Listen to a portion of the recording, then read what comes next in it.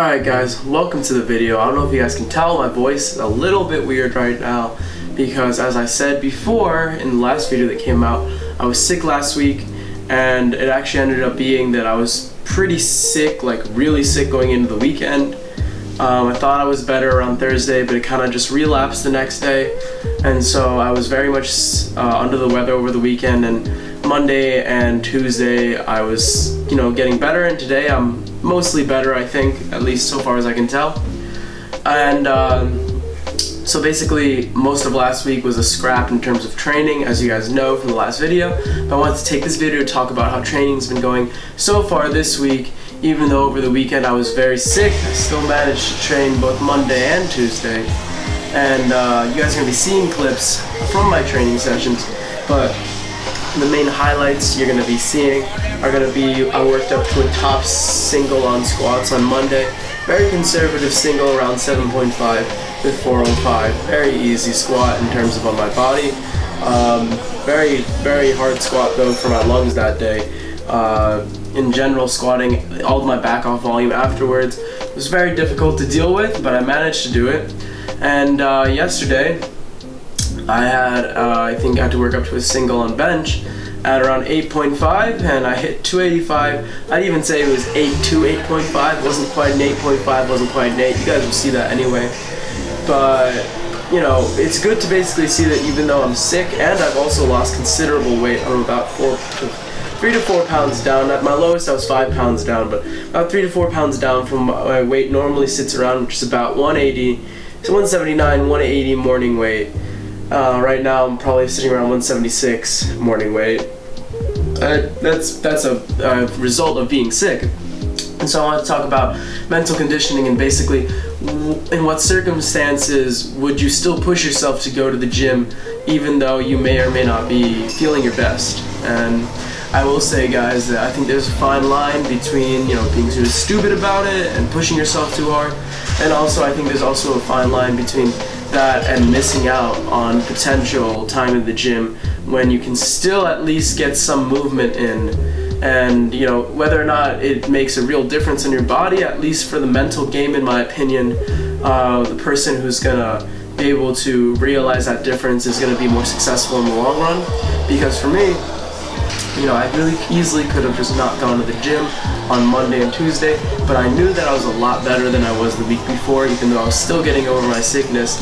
I wasn't actually sick anymore. It was all contained in my lungs at that point with congestion, and I knew that I could work through it as long as I took a lot of time between sets. It wasn't as if my head was throbbing and I just wouldn't be able to focus on the lift at all. That's completely different. It just came down to I had to basically slow myself down and be very mindful of the way I lifted. And in fact, yesterday when I lifted, it was probably one of the greatest sessions in terms of my mental game. Even though my body wasn't feeling its best, for sure, my lungs weren't feeling that great. While benching, the focus was just absolutely incredible, and that was completely because of the fact that I realized that if I had just applied myself to the lift, then I would have a good lift, and that's all it is.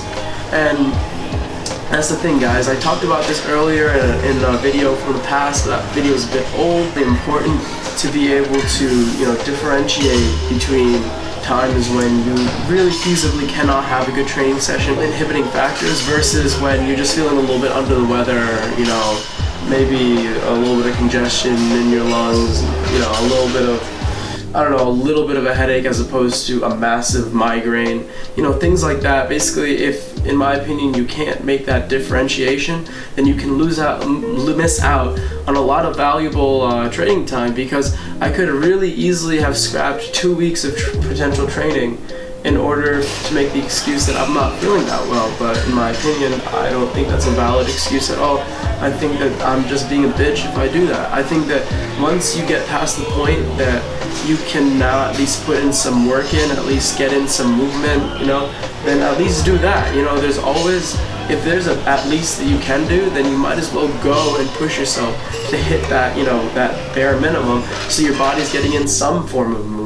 Something is always better than nothing in my mind. It's always better for me to at least go to the gym, and if it's really bad, at least just go through the movements. Just go through the movements and move something, than for me to just not do anything at all, assuming that I at least can make it to the gym and feasibly do something.